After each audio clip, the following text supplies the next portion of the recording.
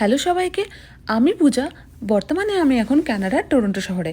আজকে তোমাদেরকে দেখাবো আমার এই শহরের দোকান বাজারগুলো কেমন এবং সেখানে কি কি পাওয়া যায়।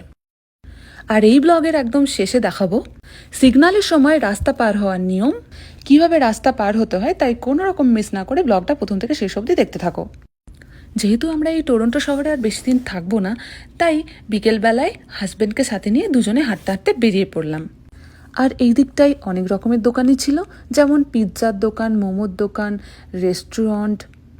আর যেটা না বললেই নয়, প্রত্যেকটা দোকান বাজারের সামনে এইরকম একটা মস্ত খোলামেলা পরিবেশ। রাস্তাঘাটে কোনো রকমের ভিড়ভাড়টা এখানে দেখা যায় না। আর এই দিকটাতে ছিল এক একটা পাব, বার আর ক্যাফেটেরিয়া। আর ওই যে দূরে দেখা যাচ্ছে একটা নাইট ক্লাব। খুব অন্য রকমের এগুলো, তাই না? এখন ফেরার সময় তোমাদেরকে দেখাবো এখানে সিগন্যালের সময় রাস্তা পার হওয়ার কি নিয়ম আছে। এখানে দেখা যাচ্ছে